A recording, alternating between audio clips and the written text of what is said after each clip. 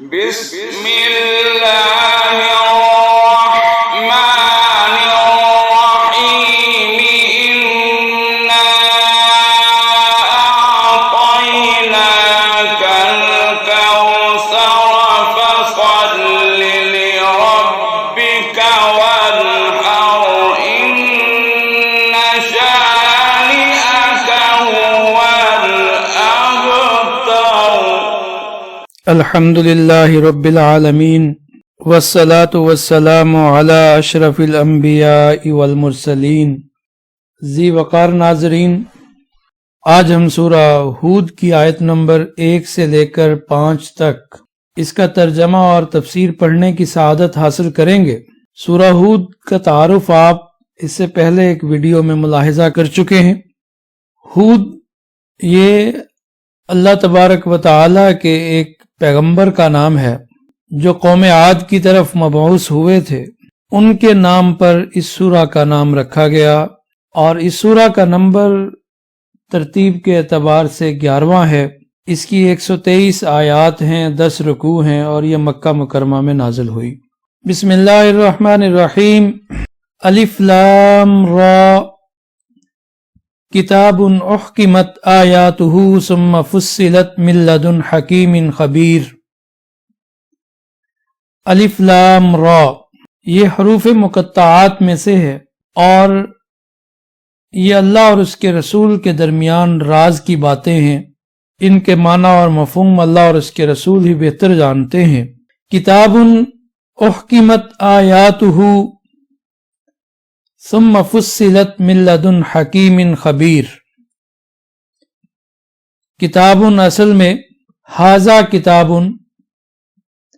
یہ کتاب ہے، یہ کتاب خبر ہے اور اس کا مبتدا محذوف ہے۔ ھذا کتاب یہ کتاب، احکمت آیاتہ احکمت مضبوط کی گئی، مستحکم کی گئی، آیاتہ اس کی آیتیں، یعنی یہ ایسی کتاب ہے قرآن مجید جس کی آیتوں کو محکم کیا گیا ہے، جس کی آیتوں کو مضبوط کیا گیا ہے، جس کی آیتوں کو مستحکم کیا گیا ہے۔ ثم فصلت پھر تفصیل بیان کی گئی ہے، کھول کھول کر بیان کیا گیا ہے۔ من لدن حکیم خبیر، من لدن حکیم خبیر، ایک حکمت والے باخبر کی طرف سے اس کی آیتوں کو کھول کھول کر بیان کیا گیا ہے۔ اس آیت میں 2 باتیں بیان ہوئیں۔ ایک تو یہ کہ اس آیت کی، اس قرآن مجید کی آیتوں کو محکم کیا گیا۔ محکم کا مفہوم کیا ہے؟ محکم احکام سے بنا ہے، جس کا مفہوم یہ ہے کہ کسی کلام کو ایسا درست کیا جائے کہ جس میں کسی لفظی اور معنوی غلطی یا فساد کا احتمال نہ رہے۔ یعنی قرآن مجید کی آیتیں محکم ہیں کہ اس میں کسی لفظی اور معنوی غلطی کا احتمال نہیں ہے۔ اللہ تبارک و تعالی نے ان آیات کو ایسا بنایا ہے کہ ان میں کسی لفظی غلطی یا معنوی فساد اور خلل یا باطل کا کوئی امکان نہیں۔ حضرت ابن عباس رضی اللہ تعالی عنہ سے مروی ہے، وہ فرماتے ہیں کہ محکم سے مراد یہاں آیتوں کے محکم ہونے سے مراد غیر منسوخ ہونا ہے، کہ اس کی آیتیں یعنی محکم یہاں منسوخ کے مقابلے میں آیا ہے۔ مفہوم یہ ہے کہ اس کتاب یعنی قرآن مجید کی آیات کو اللہ تبارک و تعالی نے مجموعی حیثیت سے محکم یعنی غیر منسوخ بنایا ہے۔ جس طرح پچھلی کتابیں یعنی تورات، انجیل، زبور جب قرآن مجید نازل ہوا تو وہ منسوخ ہو گئی اور قرآن مجید محکم ہے یعنی غیر منسوخ ہے کہ اب کوئی کتاب ایسی نازل نہیں ہوگی جو اس کو منسوخ کر سکے، کیونکہ اب سلسلہ نبوت ختم ہو چکا۔ تو محکم کا ایک مفہوم یہ ہے یعنی غیر منسوخ کے مقابلے میں، اور ایک مفہوم کیا ہے؟ محکم سے مراد کہ ان کی آیتوں کو ایسا بنایا ہے کہ اس میں کسی قسم کا نہ لفظی خلل واقع ہو سکتا ہے اور نہ اس کے معنی میں کوئی فساد واقع ہو سکتا ہے۔ اور اس آیت کی تفسیر میں حضرت حسن رضی اللہ تعالی عنہ فرماتے ہیں کہ احکمت بالامر والنہی وفصلت بالوعد والوعید، کہ یہ قرآن مجید کی آیات جو ہیں یہ محکم کی گئی ہیں، مضبوط کی گئی ہیں، کس چیز کے ساتھ؟ امر اور نہی کے ساتھ، کہ قرآن مجید میں امر بھی ہے اور نہی بھی ہے۔ اللہ تبارک و تعالیٰ نے کسی کام کا حکم بھی دیا ہے اور کئی کاموں سے منع بھی فرمایا ہے۔ وفصلت بالوعد والوعید، اور وعد اور وعید کے ساتھ، یعنی ثواب اور عقاب کے ساتھ، ثواب اور عقاب کے ساتھ، کہ اگر آپ اچھا کام کریں گے، آپ اللہ کی اطاعت کریں گے، رسول اللہ صلی اللہ علیہ وسلم کی پیروی کریں گے تو آپ کو ثواب ملے گا، اور اگر اللہ اور اس کے رسول کی نافرمانیوں میں زندگی گزاریں گے تو پھر عقاب کیا ہوگی؟ سزا ہوگی۔ تو حکمت بالامر والنہی، اس کی آیتوں کو مضبوط کیا گیا ہے امر اور نہی کے ساتھ، اور اس کی آیتوں کی تفصیل بیان کی گئی ہے کس چیز کے ساتھ؟ بالوعد والوعید۔ حضرت مجاہد فرماتے ہیں اس آیت کی تفسیر میں کہ فصلت کا یہاں معنی ہے فسرت، یعنی تفسیر کی گئی ہے اس کی، یعنی ان آیتوں کو پہلے محکم کیا گیا اور پھر ان کی تفسیر بیان کی گئی ہے، اس کو کھول کھول کر بیان کیا گیا۔ حضرت قتادہ رضی اللہ تعالی عنہ فرماتے ہیں اس آیت کی تفسیر میں احکمہ اللہ من الباطل ثم فصلها بعلمہ فبین حلالہ وحرامہ وطاعتہ ومعصیتہ، کہ اللہ تبارک و تعالی نے اس کی آیات کو پہلے باطل سے محکم کیا، مضبوط کیا کہ کوئی باطل اس میں داخل نہیں ہو سکتا، اور پھر اس کو کھول کر بیان کیا اپنے علم سے۔ اللہ تبارک و تعالی نے اس کے حلال کو بیان کیا، اس کے حرام کو بیان کیا، اور اپنی طاعت کو بیان کیا، اپنی معصیت کو بیان کیا۔ تو یہ مفہوم ہے محکم اور فصلت کا، کہ احکمت آیاتو، اس کی آیتیں محکم کی گئی اور پھر حکیم اور باخبر کی طرف سے کیا کی گئی؟ کھول کھول کر بیان کی گئی۔ تو یہاں آپ یہ دیکھیے آگے جو صفت بیان ہوئی کہ ثم فصلت، کہ کھول کھول کر بیان کیا گیا، واضح کیا گیا، کس کی طرف سے؟ من لدن حکیم خبیر۔ اللہ تبارک و تعالی نے یہاں اپنی دو صفات کا بیان کیا، ایک حکیم، یعنی حکیم ایسا کہ جس کے ہر فعل میں اتنی حکمتیں مضمر ہوتی ہیں کہ انسان ان کا احاطہ نہیں کر سکتا، اور وہ خبیر کیسا، باخبر کیسا، کہ کائنات عالم کے ذرہ ذرہ موجودہ اور آئندہ سے وہ پوری طرح باخبر ہے۔ تو ثم فصلت، یہ کھول کھول کر بیان کی گئی ہیں یہ آیتیں، کس کی طرف سے؟ من لدن حکیم خبیر، حکمت والے اور باخبر کی طرف سے۔ اور اس کا ایک مفہوم حکمت اور فصیلت کا یہ بیان کیا گیا ہے کہ لفظوں میں محکم اور معنی میں مفصل ہے، یعنی یہ قرآن مجید کہ جس کی آیتیں لفظوں میں محکم اور معنی میں مفصل ہیں۔ اللہ تعبدوا الا اللہ،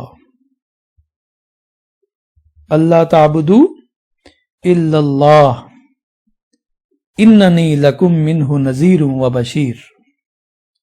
اللہ تعبدوا الا اللہ، اللہ کا اعلان کیا ہے؟ لا تعبدوا، اللہ تعبدو، ان یہ کہ لا تعبدو، تم عبادت نہ کرو، لا تعبدو، تم عبادت نہ کرو الا اللہ، مگر اللہ کی، سب سے پہلے توحید کا اعلان ہے، اور یہ ہر نبی کا یہی اعلان تھا، کیا؟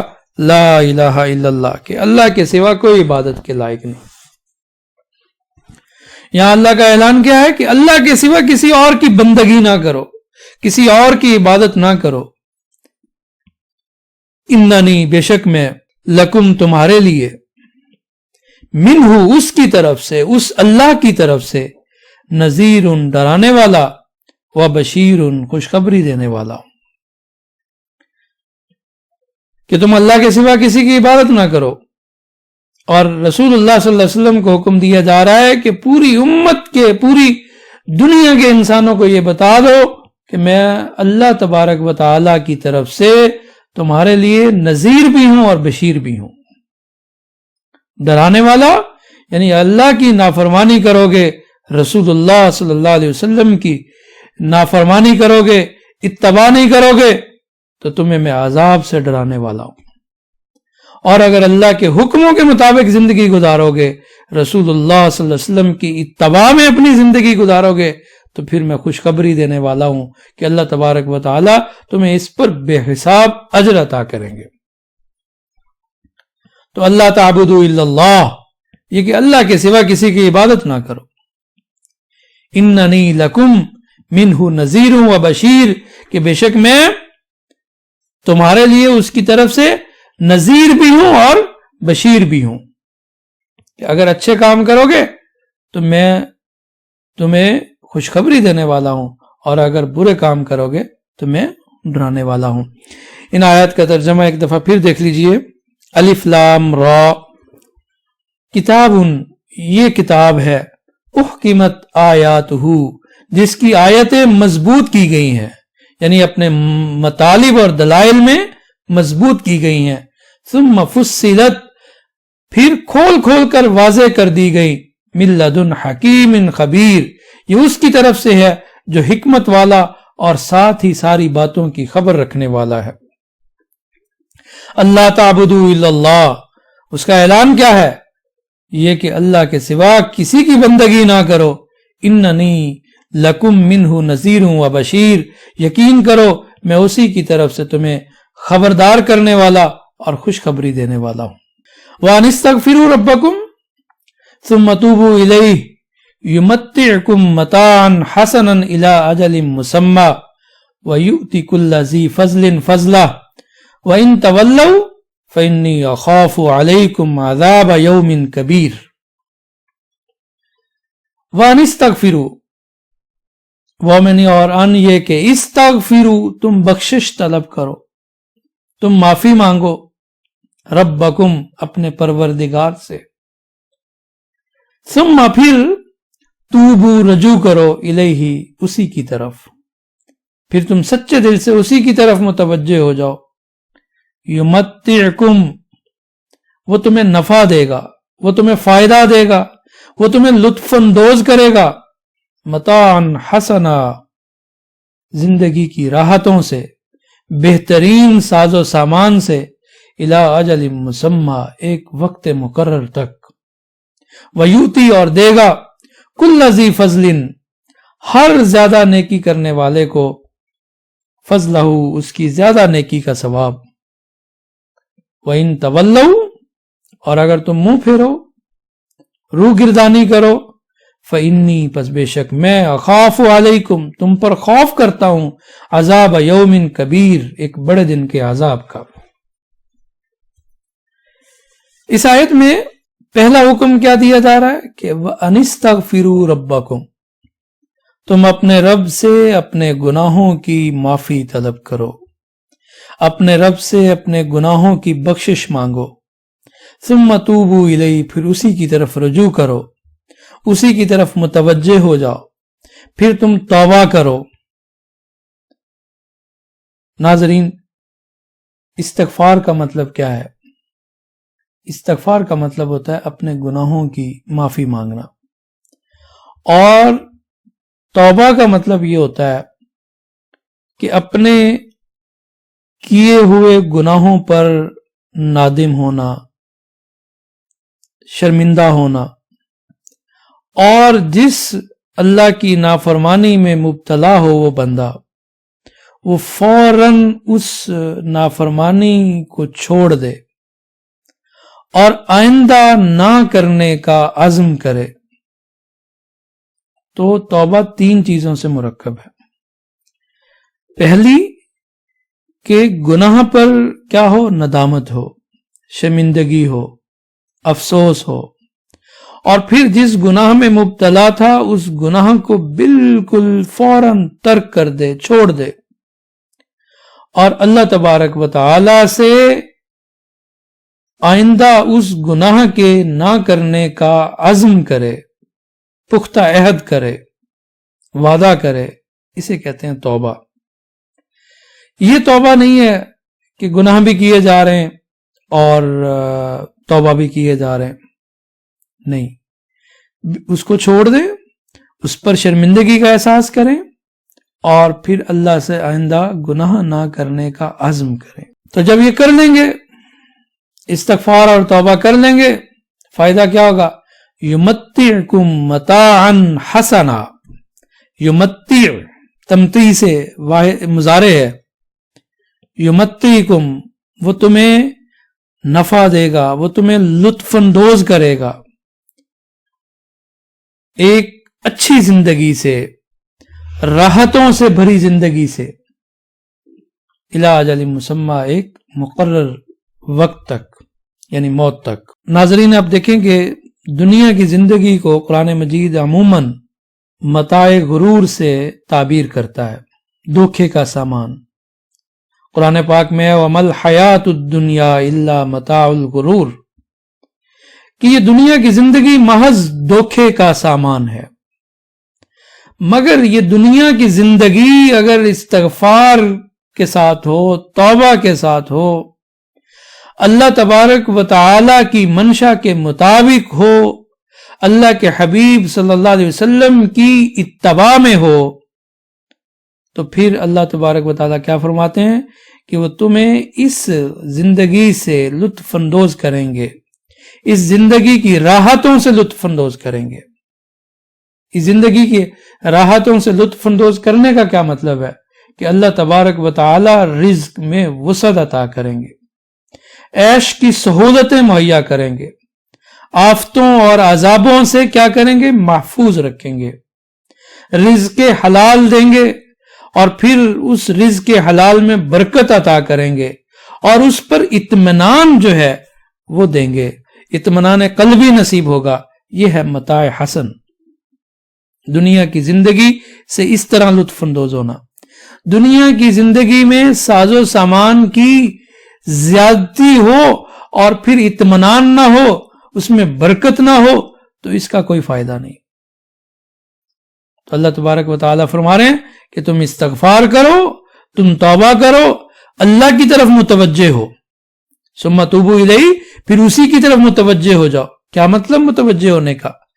کہ زندگی کو اللہ کے حکموں کے مطابق گزارو، پھر کیا ہوگا؟ یمتعکم متاعا حسنا الی اجل مسمی، پھر اللہ تبارک و تعالیٰ کیا کرے گا؟ تمہیں زندگی کی راحتوں سے، زندگی کی حقیقی راحتوں سے لطف اندوز کرے گا، الی اجل مسمی، ایک مقرر میعاد تک، ایک وقت مقرر تک۔ یہ نہیں ہے کہ اللہ تبارک و تعالیٰ کا یہ جو فضل اور یہ کرم ہے وہ صرف موت تک ہوگا، نہیں، موت کی زندگی کے بعد بھی ہوگا، لیکن دنیا کی زندگی میں کہاں تک ہوگا؟ موت تک۔ استغفار کرنے والے، اللہ کی طرف رجوع کرنے والے، وہ قبر میں بھی اللہ کی نعمتوں سے مالا مال ہوں گے، اللہ کی نعمتوں سے لطف اندوز ہوں گے، اور قیامت کے دن بھی اللہ کی نعمتوں سے لطف اندوز ہوں گے۔ وَيُؤْتِ كُلَّ ذِي فَضْلٍ فَضْلَهُ، اور اللہ یؤتی عطا کرے گا، دے گا، کل ذی فضل، ہر زیادہ نیکی کرنے والے کو، فضلہ، اس کی زیادہ نیکی کا ثواب۔ دنیا میں جو آدمی جتنی زیادہ نیکی کرے گا، یعنی اس جملے کا تعلق آخرت سے ہے کہ جو دنیا میں جتنی زیادہ نیکیاں کرے گا، اللہ تبارک و تعالی قیامت کے دن اس کو اس کی زیادہ نیکیوں کے سبب بہت زیادہ اجر عطا کرے گا۔ اس آیت کی تفصیل میں حضرت عبداللہ ابن مسعود رضی اللہ تعالی عنہ فرماتے ہیں، علامہ ابن جریر طبری نے یہ روایت نقل کی ہے۔ ابن جریر طبری کہتے ہیں کہ اس آیت کی تفسیر میں، اس جزو آیت وَيُؤْتِ كُلَّ ذِي فَضْلٍ فَضْلَهُ کی تفسیر میں جناب سیدنا عبداللہ ابن مسعود فرماتے ہیں من عامل سیئۃ کتب علیہ سیئہ، جو کوئی آدمی اگر ایک گناہ کرتا ہے تو اس کے نامہ اعمال میں ایک گناہ لکھ دیا جاتا ہے۔ ومن عامل حسنۃ کتبت لہ 10 حسنات، اور اگر کوئی آدمی ایک نیکی کرتا ہے تو اللہ تبارک و تعالی اس کے نامہ اعمال میں 10 نیکیاں لکھ دیتے ہیں۔ یہ بھی اللہ کا کرم ہے، اس امت پر اللہ کا خاص کرم ہے، امت محمدیہ پر، کہ گناہ کریں تو ایک گناہ لکھا جاتا ہے، اور اگر نیکی کریں تو ایک نیکی کا ثواب ایک کی بجائے 10 نیکیاں لکھی جاتی۔ پھر حضرت ابن مسعود فرماتے ہیں فَإِنْ عُوقِبَ بِالسَّيِّئَةِ الَّتِي كَانَ عَمَلُهَا فِي الدُّنْيَا، کہ اگر کوئی آدمی دنیا میں ہی سزا دے دیا گیا اس برائی کا جو اس نے کیا تھا، اس نافرمانی کا جو اس نے کی تھی، دنیا میں ہی اسی سزا مل گئی، تو بقیت لہو 10 حسنات، تو پھر بھی اس کی 10 نیکیاں تو باقی رہ گئی۔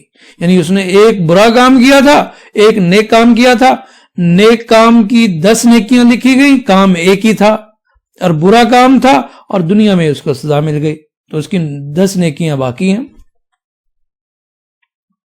اور اگر فرماتے ہیں وَإِلَّمْ يُعَاقِبْهَا فِي الدُّنْيَا، اور اگر اسے دنیا میں اس برائی کی، اس نافرمانی کی سزا نہ ملی،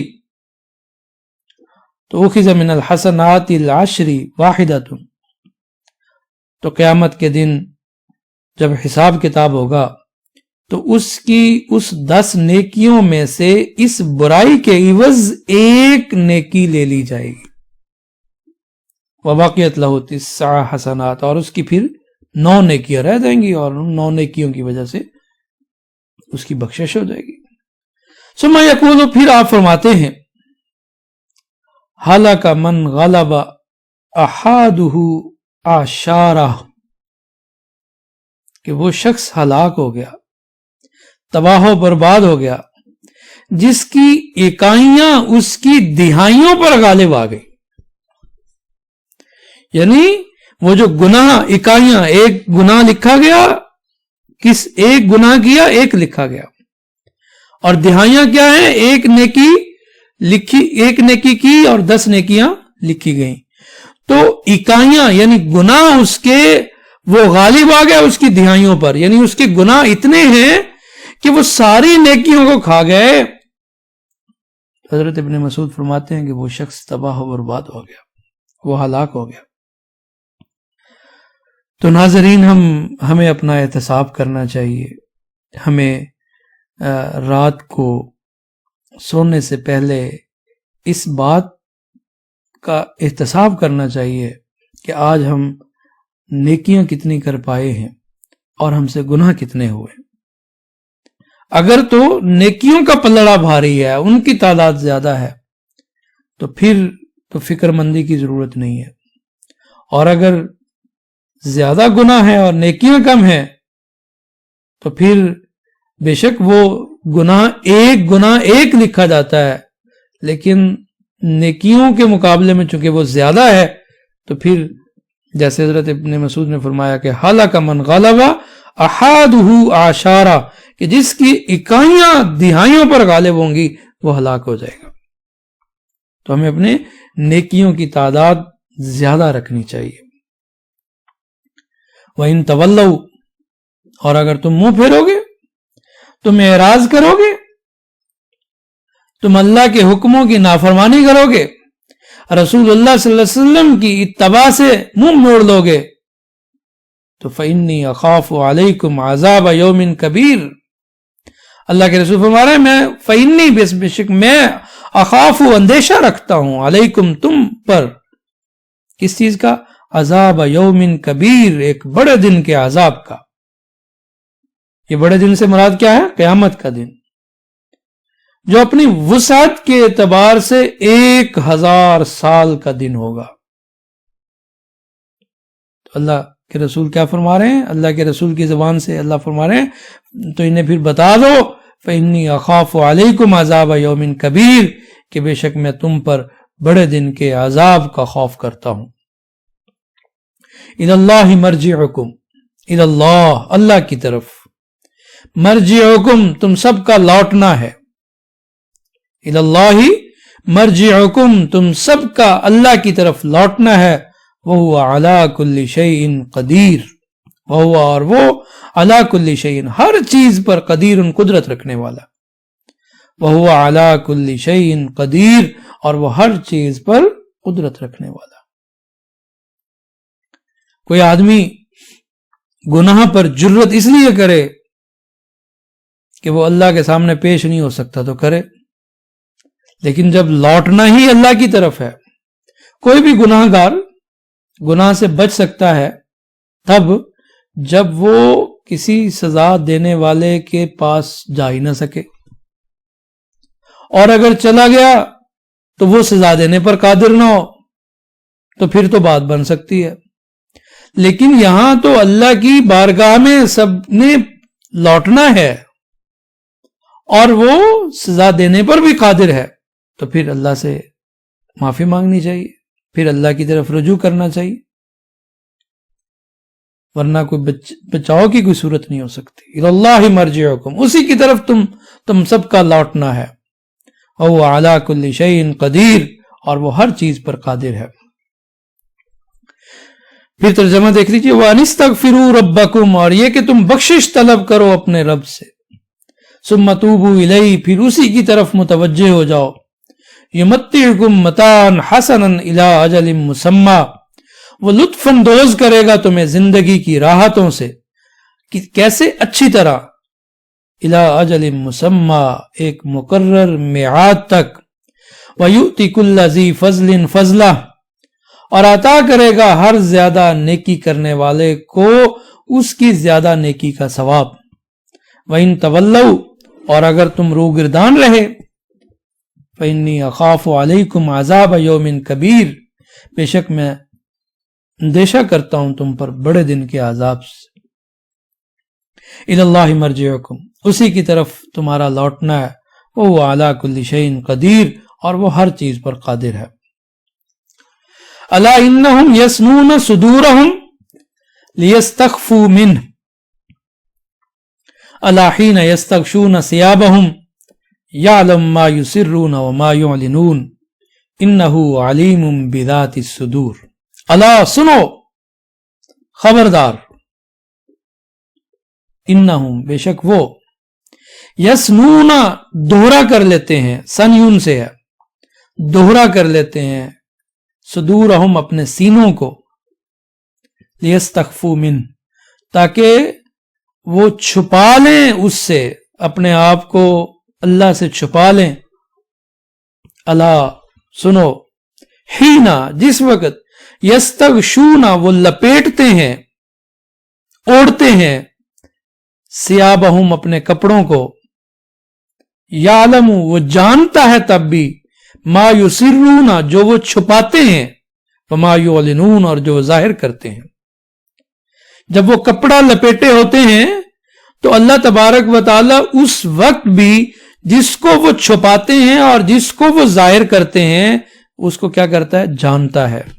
بلکہ انہو علیم بذات الصدور، انہو بے شک وہ علیم جاننے والا ہے، بذات الصدور سینوں میں چھپی ہوئی باتوں کو۔ اللہ تبارک و تعالی تو جو ابھی ظاہر نہیں کی، دل میں پوشیدہ بات ہے، اللہ اس سے بھی واقف ہے۔ یہ قرآن مجید کی ان مقامات میں سے ہے جن کو ہم مشکلات القرآن کہتے ہیں۔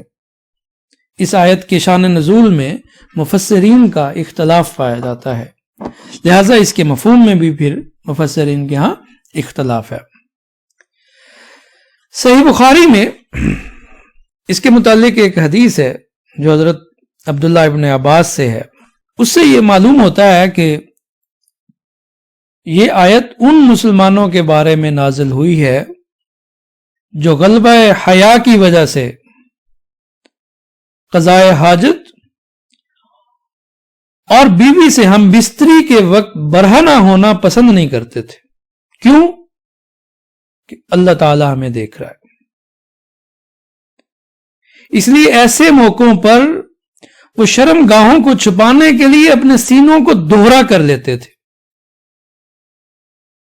تو اللہ تعالیٰ نے فرمایا کہ رات کو اندھیرے میں جب وہ بستروں میں اپنے آپ کو کپڑوں میں ڈھانپ لیتے تھے تو اس وقت بھی وہ ان کو دیکھتا اور ان کی چھپی اور اعلانیہ باتوں کو جانتا ہے. مطلب کہ یہ شرم و حیا کا جذبہ اپنی جگہ بہت اچھا ہے، قابل تحسین ہے، لیکن اس میں اتنا غلو اور افراط بھی درست نہیں ہے کہ جس ذات کی خاطر وہ ایسا کر رہا ہے اپنے سینوں کو دوہرا تو چھپ تو اس سے پھر بھی نہیں سکتے. تو پھر اس طرح کا تکلف کا کیا فائدہ؟ تو ایک تو اس آیت کے شان نزول میں یہ روایت ہے کہ یہ ان مسلمانوں کے بارے میں نازل ہوئی جو قضائے حاجت کے وقت یا بیوی کے ساتھ مجامعت کے وقت اپنے سینوں کو دوہرا کر رہتے تھے، اپنی شرم گاہوں کو آسمان کی طرف کھلا نہیں چھوڑتے تھے کہ اللہ سے حیا آتی ہے. تو اس پر یہ آیت نازل ہوئی کہ اتنا تکلف کرنے کی ضرورت نہیں ہے. شرم و حیا بہت اچھی بات ہے، لیکن ایسا خواہ تکلف یہ درست نہیں ہے. الا انہم یسنون صدورہم، کہ بے شک وہ لوگ جو اپنے سینوں کو دوہرا کرتے ہیں. کیوں؟ لیستخفوا من، تاکہ وہ اس سے چھپ سکے.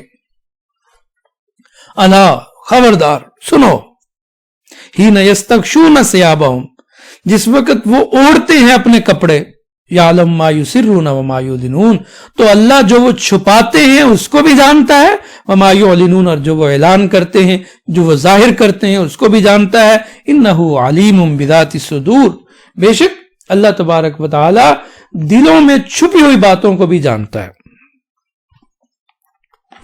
اس آیت کا ایک اور شان نزول بھی مفسرین نے بیان کیا کہ یہ آیت منافقین کے بارے میں نازل ہوئی کہ وہ اپنی عداوت جو اسلام کے بارے میں یا مسلمانوں کے بارے میں تھی اور رسول اکرم صلی اللہ علیہ وسلم کی مخالفت کو اپنے نزدیک خوب چھپانے کی کوشش کرتے، اور جب اسلام کے خلاف کوئی سازش کرتے تو ایسے چھپ چھپ کے اپنے آپ کو اور سینے کو دوہرا کرتے کہ کہیں اس سے مسلمانوں کو اطلاع نہ ہو جائے.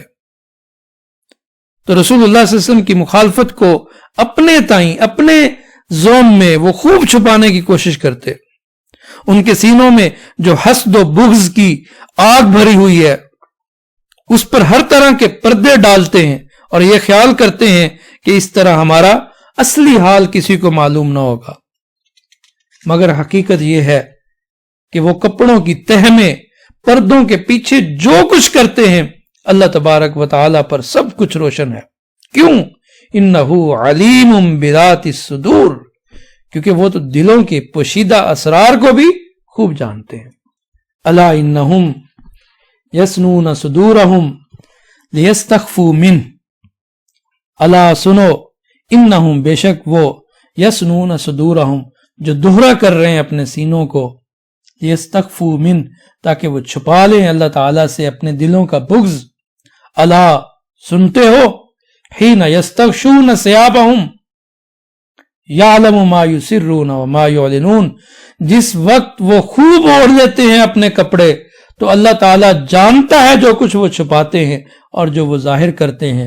بلا شبہ انہ علیم بذات الصدور، بلا شبہ وہ خوب جاننے والا ہے جو کچھ سینوں میں پوشیدہ ہے.